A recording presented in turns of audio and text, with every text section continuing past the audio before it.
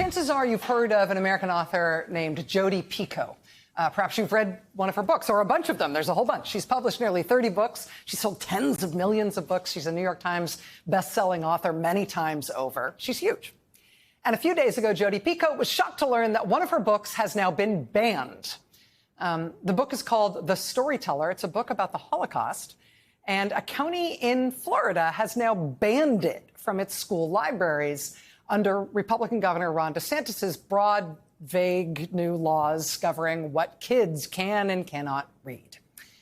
Jodi Picoult responded with this. She said, quote, "The Storyteller is a novel about the Holocaust. It chronicles the growth of anti-Semitism and fascism in Nazi Germany.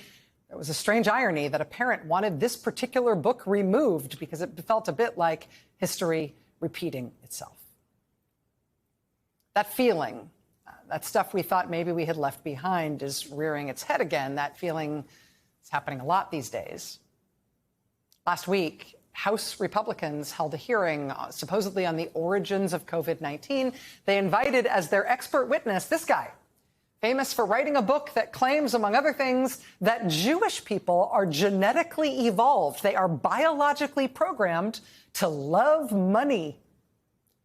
That was their expert who they brought in on the science of COVID. Meanwhile, here's a picture of former President Trump's adult son, Eric. He's the one on the left, the blonde one there. Here he is hanging out with a guy who he's now traveling the country with. The guy on his left, our right, is an anti-Semitic conspiracy theorist who says the Jews did 9/11 and that Hitler was fighting, quote, the same people that we're trying to take down today.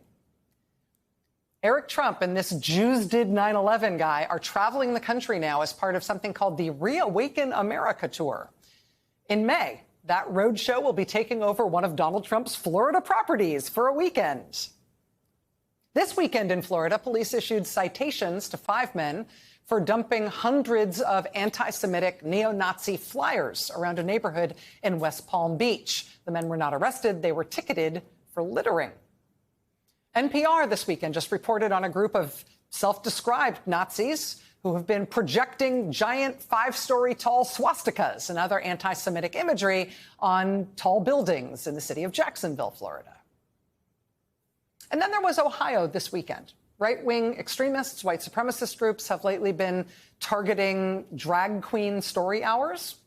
But what happened in Ohio this weekend was a different order of magnitude.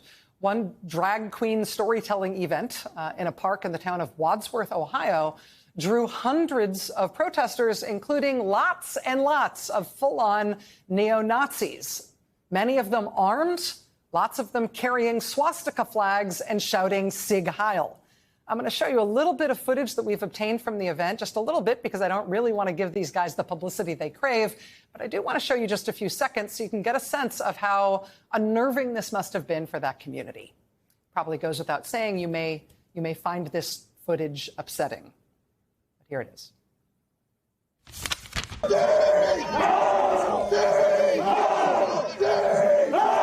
Weimar condition!